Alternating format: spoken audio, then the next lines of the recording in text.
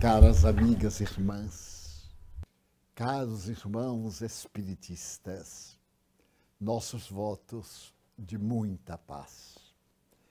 Toda vez quando pensamos em fraternidade, recuamos na história para o momento grandioso desta palavra que glorifica a criatura humana. Foi o grande período do terror na França, quando uma das mais belas escritoras, pertencente à nobreza, uma notável girondina, porque fazia parte do partido da burguesia, foi levada à guilhotina. Foi a defensora dos direitos da mulher. Trabalhou de maneira eloquente para que a mulher fosse reconhecida no seu papel fundamental de construtora do mundo. No entanto, a intolerância dos dias do terror não podia dispensar de punir essa mulher audaciosa. Ela havia abraçado os ideais da liberdade, da fraternidade, da igualdade, que não existiam no mundo de então. Escreveu páginas rutilantes e levantou-se contra os idealistas do terror, tentando impedir que eles viessem a assassinar o rei e a rainha da França. Por esse crime, e pelo grande crime de ser idealista, apesar de casada com o ministro de Finanças da França, ela foi levada à guilhotina. E esta mulher extraordinária contemplou a massa sedenta de sangue até hoje, e antes de abaixar a cabeça no cepo cuja lâmina ia decepar a vida física, Madame Roland, a doce Ninon, teve a oportunidade de bradar: fraternidade, fraternidade, quantos crimes se cometem em teu nome. Esse brado de 1792 ecoou no coração do mundo e os ideais da fraternidade começaram a gritar a cultura do século XIX, desde o momento em que a Cidade Luz apresentou os ideais grandiosos dos direitos humanos e a filosofia abraçou os ideais de igualdade entre as criaturas humanas. O ideal de liberdade, de fraternidade e de igualdade sustenta a vida da criatura humana desde o momento quando atingiu a glória e o patamar da inteligência e da razão. Mas se recuarmos à Grécia muito antiga, ou mesmo aos países que iriam pertencer ao Império Romano logo depois, vamos encontrar em uma região florescente um homem que governava com arbitrariedade o seu povo. Era um grande rei, mas apesar do seu poder, era totalitário e fazia a segregação das raças, das pessoas, através das aparências que muitas vezes variam a classificação do ser humano. E com todos os seus ideais e seu poder, ele se tornou passível de censura e mesmo de combates pela imprensa. Florescia a oratória, uma das 7 artes do pensamento grego, e o poeta de nome Pítias levantou-se em plena praça e teve a coragem de censurar Dionísio, o rei arbitrário, e sem o caráter de liberdade, muito menos de fraternidade. Sabendo desse jovem poeta que encantava o país, ele o chamou à corte e o repreendeu severamente. Mas o jovem, com a honestidade dos seus ideais, disse-lhe: Senhor, eu vos tenho em alta consideração, mas não posso de maneira nenhuma concordar com a maneira arbitrária e a antifraternidade que reinam em nosso império. E não me calarei enquanto não houver uma mudança radical e o direito de liberdade ao lado da fraternidade estiverem fora dos nossos domínios. O rei sorriu. Era um desacato. Mandou em liberdade, advertindo que da próxima vez não seria tão gentil. Mas Pitias era ousado como todo sonhador e continuou censurando o rei, que o mandou chamar, e logo, reunindo uma corte específica de julgamento, condenou-o à morte por enforcamento, por causa do seu atrevimento de desonrar o rei. Pitias não titubeou. Ele acreditava na fraternidade e sabia que um país, para ser feliz, é necessário que o seu povo seja fraterno e que os ideais de liberdade fuljam como uma estrela luminífera nos céus da vida humana. Aceitou o julgamento arbitrário e disse: Senhor, embora não haja fraternidade em vosso coração, eu sou um idealista da fraternidade e vos quero pedir um prazo. Necessito de 10 dias para viajar ao meu povo, à minha aldeia, despedir-me da minha família e voltar e pagar o preço do meu ideal de fraternidade. O rei e a corte sorriram zombeteiros. Acredita você que nós iríamos libertá-lo para que possa fugir? Senhor, that we would free him. O poeta que ama a liberdade não foge nunca. Those who love liberty don't run away, A sua ever. dignidade, ele perde o direito de ser poeta. Eu prometo voltar. Muito bem. Até que eu lhe concederia esse direito.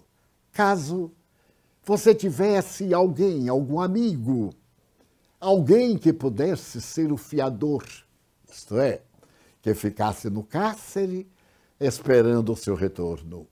E se por acaso você não voltar, que ele pagasse com a própria vida a sua antifraternidade.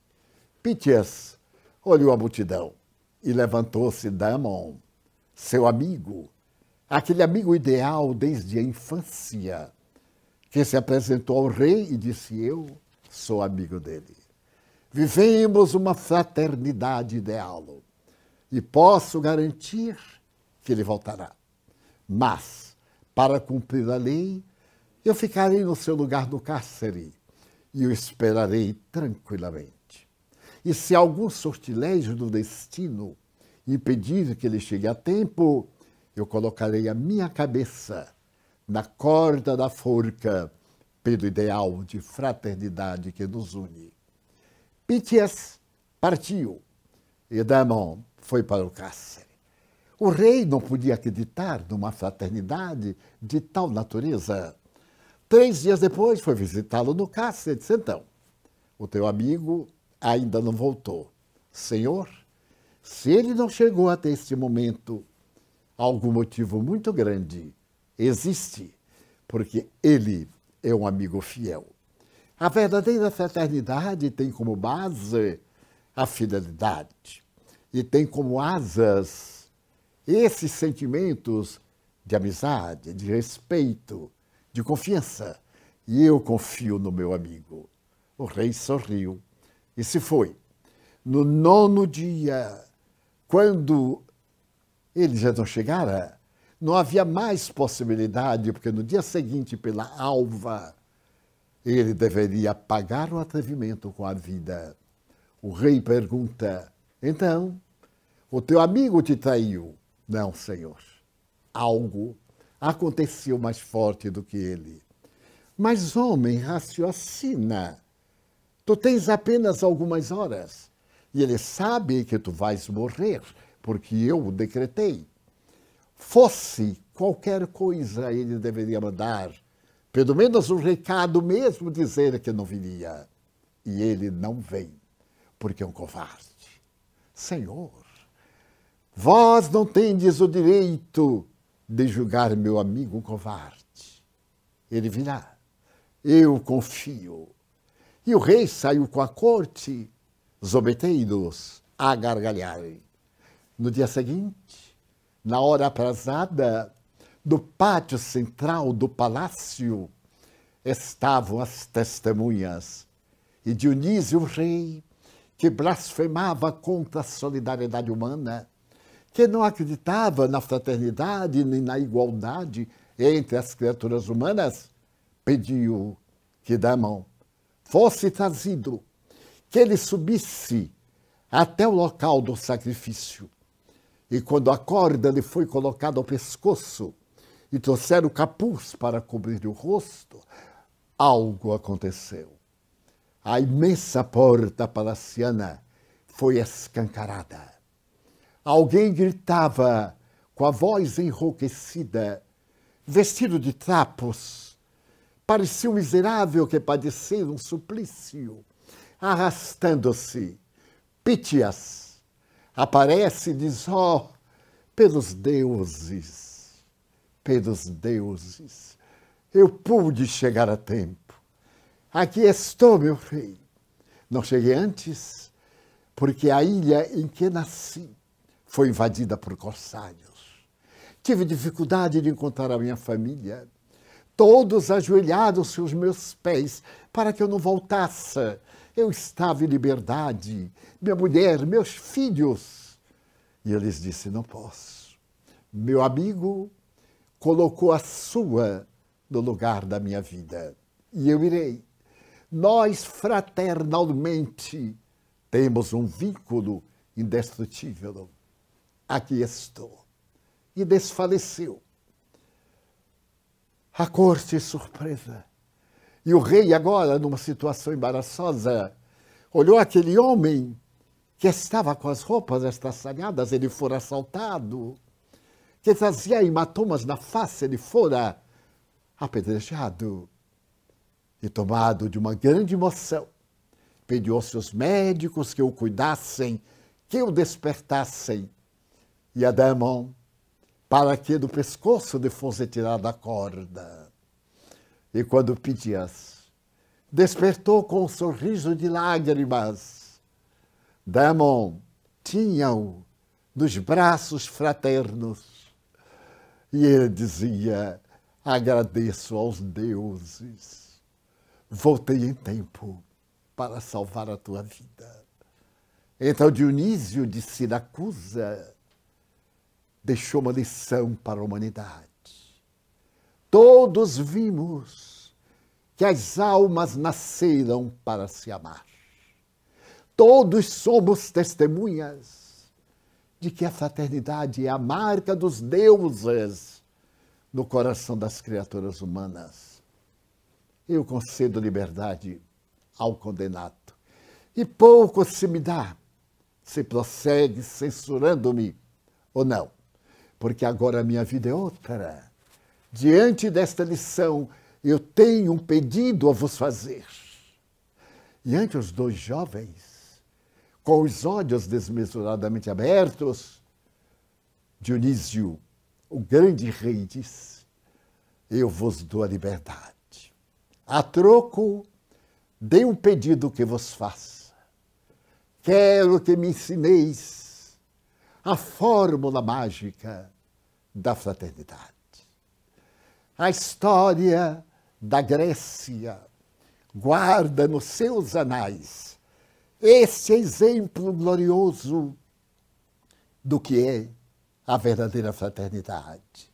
Mais tarde, aproximadamente 300 anos, quando o Império Romano dominava a terra e a peste de Justiniano havia derramado o sangue e a vida das legiões em toda a parte da Ásia, da África e de Roma, um homem especial nasceu numa noite suave de estrelas, em uma estrebaria modesta, para poder cantar para a humanidade o hino da fraternidade. Esse homem que modificou a história da humanidade, a sua estrutura, as suas bases, ergueu o pensamento da amizade pura, da doação de si mesmo a outrem, a quem ama, do sacrifício, da renúncia, do histórico do Holocausto, em nome da fraternidade. A sua vida é um poema sinfônico de esperança, porque ele veio exatamente na hora em que o homem e a mulher não mereciam mais do que uma limália. A morte rondava os passos dos escravos e dos miseráveis, dos poderosos e dos políticos que caíam em desgraça. A terra era um caldeirão sob o soar das imensas sandálias das legiões, em cujo domínio o sol nunca se escondia. Chamava-se Jesus, e o seu sorriso era feito de ternura e de suave encantamento. Veio para nos dar a lição sublime da fraternidade, dizendo que somos filhos de um único Pai. Portanto, fratelli, somos irmãos. Há em nós um vínculo que vai além da consanguinidade e demonstrou doando a sua vida por amor a nós outros, a ponto de gritar na cruz: perdoa-os, meu Pai, que é vosso Pai, porque eles não sabem o que estão fazendo. E a fraternidade estabelecida por Jesus Cristo transformou-se no grande desafio ético da cultura filosófica de todos os tempos. Nas páginas do pensamento histórico pós-cristão, o amor passou a ser um símbolo de como as criaturas humanas poderemos ser felizes, simplesmente amando. Quando hoje falamos em religiões e colocamos o terminal ismo na palavra de Jesus, cometemos talvez uma arbitrariedade. Porque ele não nos veio dar uma religião a mais. Ele veio viver a lição da fraternidade púlcra, do amor, que nos une como verdadeiramente irmãos, seus discípulos de Jesus, que é o nosso irmão maior, Filho de Deus, e que nos leva aos braços amorosos da divindade, para que perfeitos sejamos, como perfeito é o Pai Celestial. Passaram-se 2000 anos. A história dividiu-se em fastos. Pré-cristã, logo depois a Idade Média Alta, depois a Idade Moderna e após a Revolução Francesa, a Idade Contemporânea, da industrialização começada na Inglaterra, para hoje denominarmos como fraternidade universal. A nossa união através do ar virtual, porém com caráter de eternidade, de abnegação, de sentimento que nos une realmente, não obstante as distâncias físicas, porque quando se ama, não se tem distância emocional. Eis porque, neste crepúsculo histórico, quando a humanidade estorcega em uma pandemia destruidora, no momento quando a civilização constata que as suas bases de natureza ética não foram legítimas, e quando descobrimos que o nosso grande salto, além do sistema solar, foi uma ambição egóica para conquistar espaço, porque esquecemos na Terra nossos irmãos que choram, nossos irmãos que sofrem, aqueles que têm fome, fome de amor, mas fome de pão. E gastamos bilhões de dólares para saber se existe vida um pouco além do nosso sistema. Quando falamos nessa necessidade de conquistar novas terras e matamos através do aborto delituoso e selecionamos pela idade, pela saúde, pela posição social, através da eutanásia ou nas punições do barbarismo das velhas civilizações, a pena de morte merece que nos dias vindouros, quando passar o ruído desta tempestade, que tem sido uma que abala os nossos alicerces emocionais, a nova civilização seja talhada nas linhas da legítima fraternidade. Eu e tu somos um. A minha é a tua alegria. Eu almejo pelo que tu lutas. E repetindo Voltaire, um dos pais da Revolução Francesa, da enciclopédia, do existencialismo, eu creio, sim, no Deus que fez os homens, mas não posso crer no Deus que os homens fizeram. Porque o Deus que fez nos homens, ele disse na loja maçônica Nove Irmãs, 1792, diante de várias cortes que ali foram a Paris para ver o homem de 82 anos receber o grau 33, o mais alto do pensamento maçônico, decantar a fraternidade e dizer que a criatura humana atinge o seu grau mais elevado quando ama. Enquanto deseja ser amado, é infantil. Hoje, diríamos, à luz da psicologia profunda, é a criança que não viveu a experiência infantil e deseja realizar-se agora na vida adulta, realizar aquelas experiências dos dias primeiros da sua juventude. Então, fraternidade, fraternidade, repitamos, como Madame Roland. Quantos crimes se cometem em teu nome? Eu me recordo de Adolf Hitler matando 6 milhões para uma raça superior. Joseph Stalin matando 20 milhões de russos pelo seu ideal comunista. Recordo-me do Khmer Vermelho, esse homem cruel, que numa população de 3 milhões de pessoas matou 1.500.000 no Camboja, para que ele fosse comum, mas nunca igual, porque sempre tem uma elite dominadora.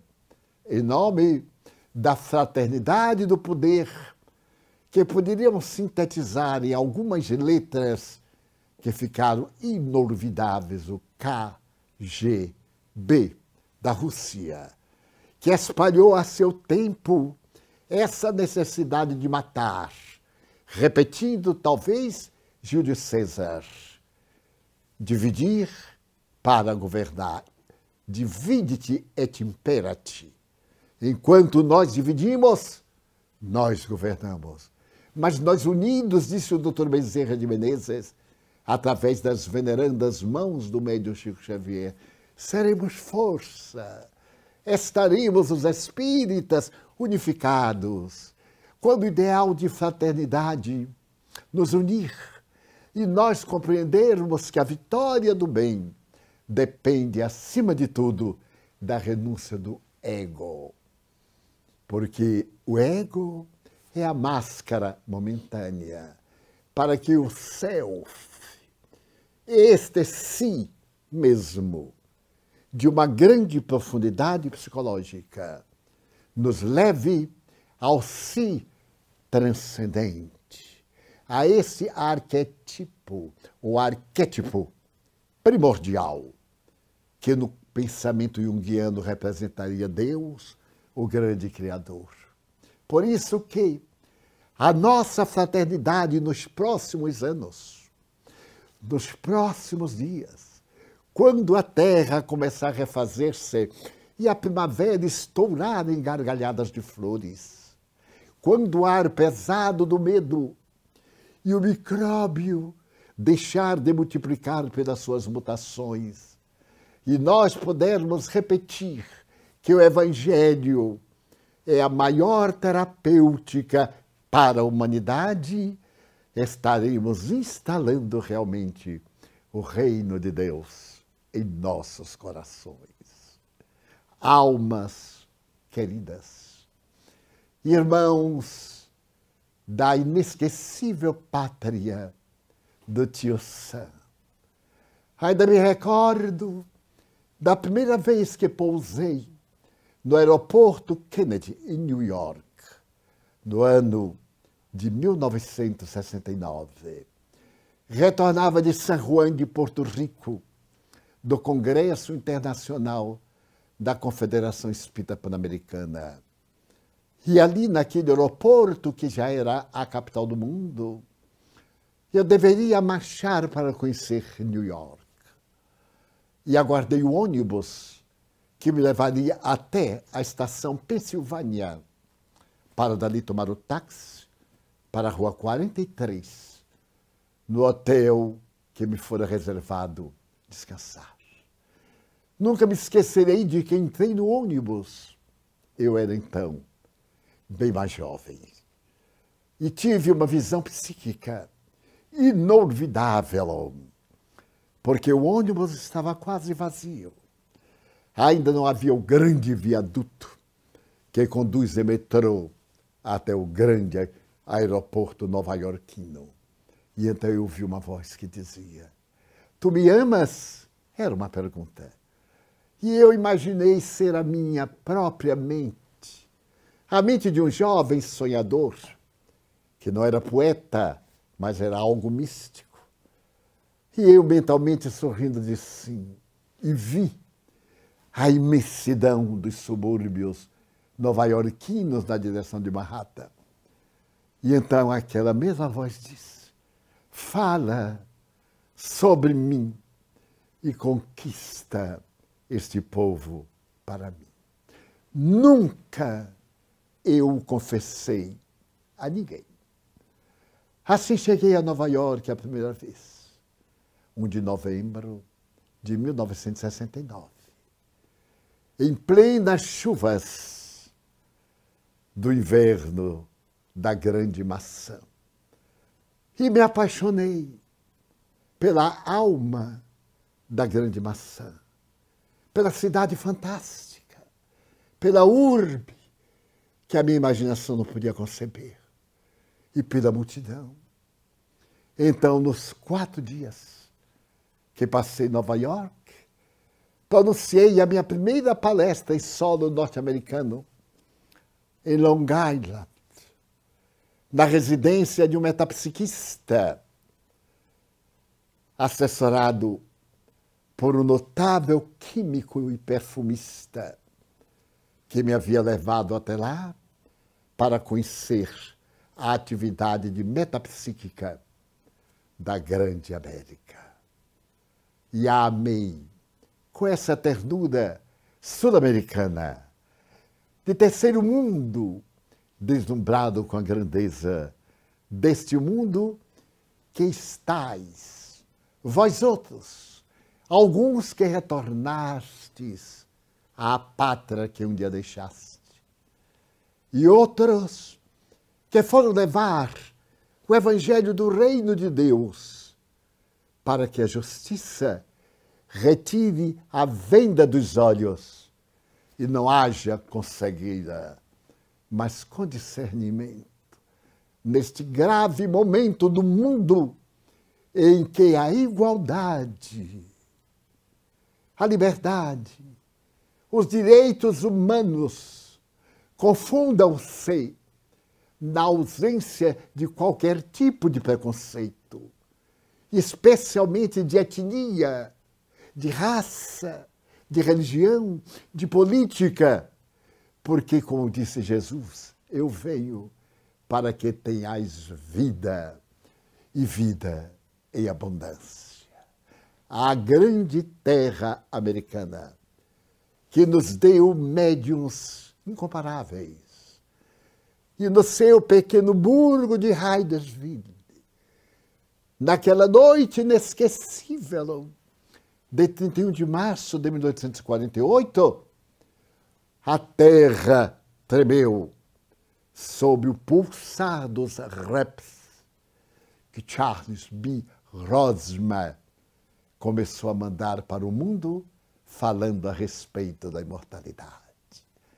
God bless America.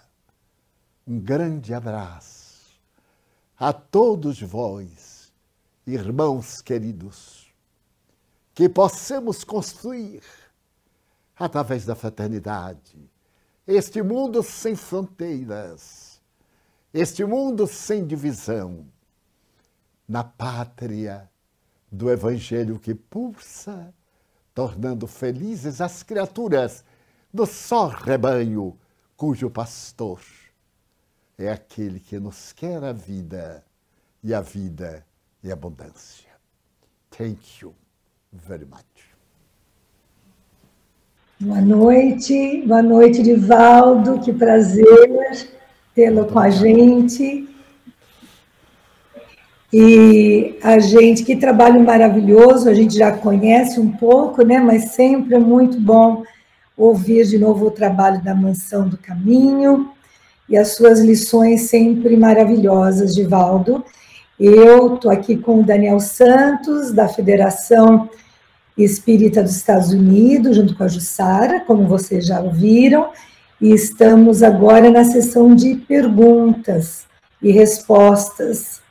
Então, eu vou começar fazendo a primeira pergunta para o Divaldo. Agradecemos a todos que mandaram as perguntas. Como sempre, o tempo é sempre limitado, não é, Divaldo? Então, a gente vai trazer algumas delas e já pedimos desculpas para aquelas que não vão ser feitas, tá bom?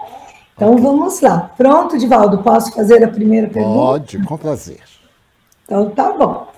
Então, a pergunta é a seguinte. Jesus disse: amar a Deus sobre todas as coisas e o próximo como a si mesmo. Ele nos falou sobre a importância do auto-amor. Confundimos auto-amor com orgulho, com egoísmo. Paixão pelo trabalho espírita com personalismo. Onde estão os limites de um e de outro? Os limites estão na superação do ego. O auto-amor é o sentimento que nos permite zelar pela nossa transformação moral para melhor. Ama-se aquele indivíduo que trabalha as arestas negativas do seu caráter, que não se permite compromissos negativos, mesmo que compensadores de momento. E é tão notável a resposta de Jesus que ela é psicoterapêutica, porque aquele que se não ama a ninguém. Muita gente que tem aspiração egóica, isto é, deseja dinheiro, prazer, amparo social, aplauso, glória. Isto não é auto-amor, é ambição desmedida do ego. Porque o amor é este maravilhoso instrumento que lapida o diamante bruto do caráter para que ele possa refletir as estrelas. Jesus, no seu alto amor, deu a vida por nós. E por que ele o fez? Porque ele tanto se ama, como ele teve a ocasião de dizer, que veio para a nossa felicidade. E então, ele se doou para que aprendêssemos a renunciar ao ego em benefício da fraternidade legítima. Por isto que este mandamento tem um grande significado. Tenho observado, por exemplo, indivíduos que, em nome do alto amor, se abandonam, se desprezam, não se consideram, dizendo que isto é humildade, quando, diante da moderna psicologia, isto é conflito. Conflito de inferioridade. Porque no alto amor nós nos embelezamos. O caráter, os valores éticos, os sentimentos, e procuramos aprofundar o que há de melhor em nós. Erramos agora e de imediato retificamos. Temos a coragem de reconhecer o erro. Para reconhecer o erro necessita de muito amor à verdade. E a verdade está em nosso coração.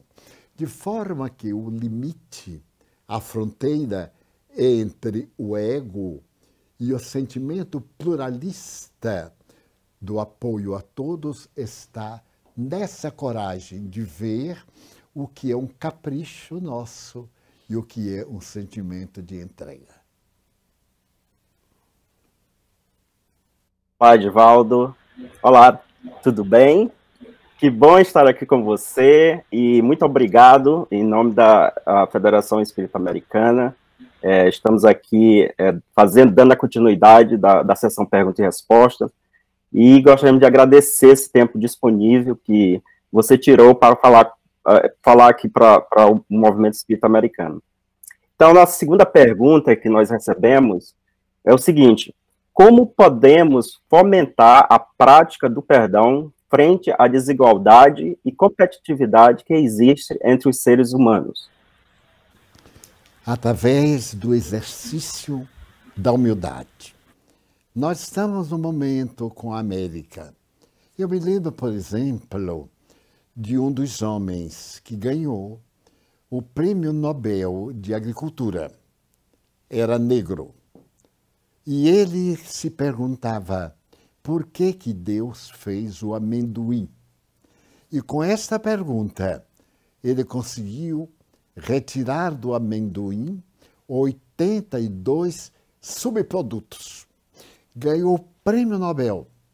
E antes da União das Raças, nos anos 60, quando ele era convidado para pronunciar uma conferência no hotel, era obrigado a entrar pela parte dos serviços e não pelo portão central.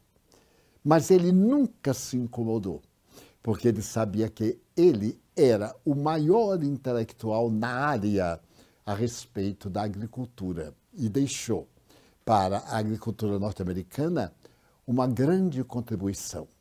Recordo-me de Mary Jane McLeod Bethune, a negra que educou 10 milhões de negros e que trabalhava nos algodoais da Carolina do Norte.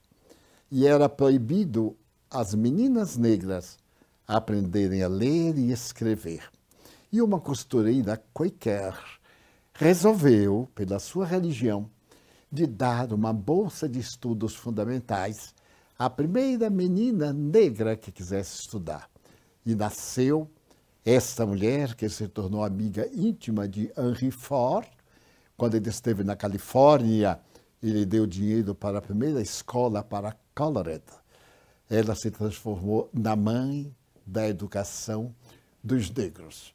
Lembro-me, ora, eu me lembro de algumas dezenas, e entre estes, o presidente Franklin Delano Roosevelt, que antes de morrer, ele tinha sofrido poliomielite. Ele pediu que entrasse para cantar no seu velório na Casa Branca Marian Anderson. Marian Anderson foi o maior contralto norte-americano dos anos 40 a 60. Era uma negra. E assim, nós poderemos vencer e perdoar, desculpe, através da humildade do coração. Quando Ford disse a Marian, mas eu pensei que a senhora era branca, ela disse, mas eu sou. Duvido que o senhor encontre dentes mais alvos e olhos mais alvos do que os meus. E ficaram amigos. Então, ocorre que nós desejamos perdão fácil, sem o sacrifício do nosso esforço para vencer as nossas más inclinações, conforme ensina Allan Kardec. Muito bem, né? E agora, pensando nesse momento que estamos vivendo, que todos nós estamos tendo esse desafio, não é, Divaldo? A pergunta vem: como nos precaver dos desequilíbrios mentais e sermos menos influenciados pelo desânimo geral e perturbações que a Terra vive no momento? Eu aprendi, minha filha, no largo percurso de uma existência muito complexa, a buscar a oração. Confesso-lhe que é o meu bastão, é a minha bengala. Eu oro. Não apenas palavras, porque o verbo orar vem do latim os, oris, boca. Abre a boca da alma para expulsar o ego e planificar-se de Deus. A única maneira de nós conseguirmos vencer estes dias é através da oração. A oração não resolve, como muitos pensam, mas ela transmite energias para nós resolvermos, para nós aceitarmos, para que a nossa clarividência, a vidência da claridade, possa nos mostrar aquilo que é de melhor para nós.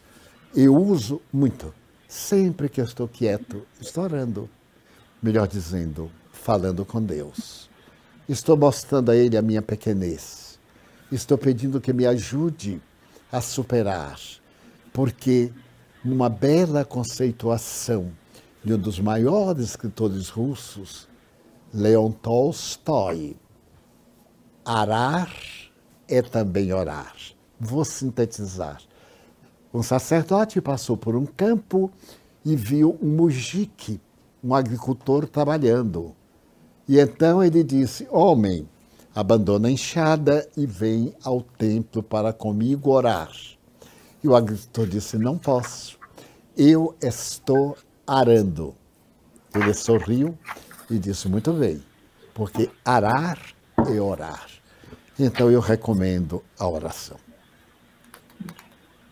Muito bem, Divaldo. Obrigado. Essas respostas são excelentes e estamos precisando do seu ponto de vista, da sua opinião, principalmente nesse momento que a gente está vivendo. Então, para a próxima pergunta, analisando a segunda sentença, já não sou eu quem vive, mas o Cristo quem vive em mim, de Paulo de Tarso, o que nós, espíritos, podemos fazer para que o Cristo prevaleça em nós? Podemos ser nós os vasos de manifestação do Cristo na Terra? O que você acha? Daniel, meu amigo, já está o Cristo vivendo em nós. Muitas vezes eu olho e vejo que mantemos um pouco de pessimismo. Quando me recordo do indivíduo equivocado, que ainda está no crime e se compraz, e lembro que nós, já pensamos no bem e já temos compaixão dele, é o Cristo. Esse sentido cósmico do Cristo divino que já nos convida para acompanhar Jesus. E há momento em nossa vida que optamos, na grande hora do sofrimento, em desistir ou em prosseguir. E o Cristo interno nos diz: avante, mesmo com os joelhos desconjuntados. Frase também paulina, é necessário chegar ao fim. Esse Cristo interno que nós precisamos vivenciar está ciciando aos nossos ouvidos bom ânimo, porque o desânimo é a inspiração das forças negativas, desejando estabelecer na terra o caos. E se nós estamos diligentes, eles se nos opõem e nos dão cansaço, tédio, indiferença e até mesmo mal-estar.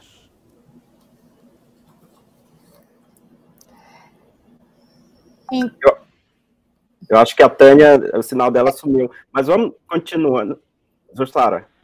Tá. Uma pergunta, então, de volta. A Tânia voltou. Volta, então. Desculpem. Problemas técnicos, senão não seria, né, o nosso encontro virtual. Temos que ter algum, não é? Então, vamos lá, Divaldo. O tempo vai passando. Eu acho que a gente está chegando na nossa última pergunta, né, possível de hoje.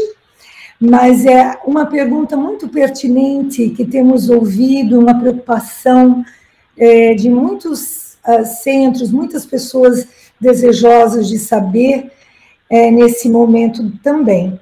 Como devem os centros espíritas balancear as atividades presenciais com as atividades virtuais no momento em que pudermos voltar às atividades presenciais? Nós vamos viver uma era diferente. Os instrumentos, os valores serão um pouco diferentes.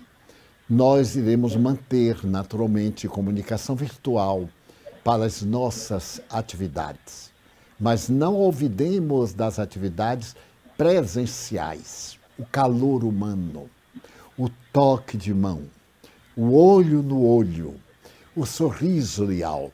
Porque através da comunicação virtual podemos jogar a imagem que não corresponde à realidade do que somos. O nosso magnetismo intervivo é muito mais fácil quando nós estamos próximos. Estabeleceremos as atividades públicas com o público, com as pessoas, com os sofredores. E aquelas outras de maior propaganda, de propriedade mais profunda, através dos recursos de natureza virtual e outros mais avançados, que certamente no próximo ano, em 2 anos, nós teremos. Mas neste momento, usemos com parcimônia a comunicação virtual.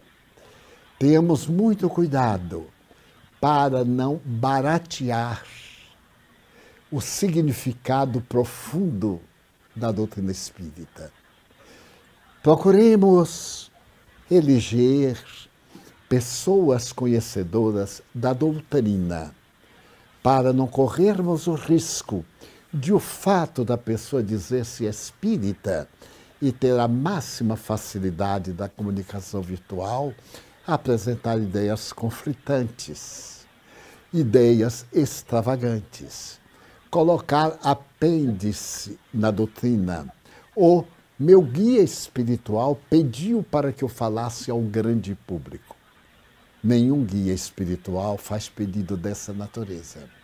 Que nós porfiemos estimulando as pessoas para que não se utilizem da crise para se apresentar, mas que se apresente para diminuir a crise. Que não se utilizem da fama momentânea para as vaidades pessoais. Todos somos muito frágeis, mas que as nossas fragilidades sejam resguardadas e a mensagem, a palavra. Se a pessoa não tiver facilidade de improvisar, nós temos 2.000 títulos de obras excelentes para divulgar, ao invés de fazer improvisações que são menos eloquentes para a boa apresentação da doutrina. Como é natural, tudo tem o seu lado positivo, mas tem também o lado oculto, o outro lado do espelho. As comunicações virtuais, eu tenho acompanhado algumas, são excelentes, outras nem tanto, e outras sem nenhum compromisso com o espiritismo, levando dúvidas a pessoas ainda não preparadas e demonstrando que não é tão bela a doutrina conforme nós anunciamos. Precisamos conversar com os amigos. É melhor que vocês convidem ou formem um grupo, elejam pessoas bem equipadas para falar a respeito da doutrina e assim devagar nós escolhermos os novos Paulos de Tarso, porque nem todos, muitas vezes, têm a mesma facilidade do antigo rabino. Obrigada. Muito obrigada, Divaldo. Bom, Divaldo, chegamos ao fim. Não que nós gostaríamos que isso acontecesse, né? Nós poderíamos ficar muito mais tempo com você aqui agora, mas estamos extremamente gratos à sua disponibilidade, de Juan, de toda a equipe do Júnior que tem nos atendido com tanta paciência para que nós pudéssemos estar transmitindo em 2 idiomas as suas palavras para nós. Nós não vamos poder dar aquele abraço gostoso como nós gostaríamos de dar e falar de mais perto assim do nosso sentimento e da nossa gratidão em relação ao seu trabalho, às suas realizações, principalmente aqui para nós em território americano. Mas sinta-se, por favor, abraçado por todos nós, por todos aqueles rostos que apareceram no nosso vídeo, que com tanto amor quiseram saudá-lo e dizer que você vive para sempre em nosso coração. E agradecemos muito a todo o público que esteve conosco, a paciência também daqueles que estão ouvindo em inglês, que sabemos que tivemos algumas dificuldades, mas que a mensagem de nosso Jesus continue, que Divaldo possa ser o portador dessa mensagem para nós, ainda por muitos e muitos anos. E gostaríamos agora, para encerrar, de pedir a Divaldo que faça, então, a nossa prece de encerramento e sempre o nosso agradecimento, Divaldo. Muito obrigado. A gratidão também é nossa. E, em particular, ao querido sobrinho Daniel, pela pressa da tradução, eu esqueci que ele estava traduzindo. Da próxima vez, falarei mais devagar, para que o nosso anjo traduza com a beleza de Oxford ou a beleza de Harvard. Senhor, deixa-me dizer-te da minha gratidão. Gratidão pelo que me deste, gratidão pelo que me dás, gratidão pelo pão, pela paz, pelo ar. Muito obrigado, Senhor, pela mensagem soberana que o Cristo Jesus nos trouxe, preparando-nos para este momento de transição e de construção de um mundo melhor. Apiada-te do querido planeta terrestre no seu momento de transição para um mundo regenerado e regenerador. Auxilia-nos a entender-nos mais e melhor uns aos outros, porque se com a proteção de Jesus, junto a quem procuramos estar, não conseguimos a plenitude. Sem Ele e sem vós, muito mais difícil será. Portanto, muito obrigado, Senhor. Pedimos pelo mundo que sofre, pelo movimento espírita na Terra, particularmente na América do Norte, por todos os trabalhadores do bem e, em particular, pelos que sofrem. Muito obrigado. Muita paz.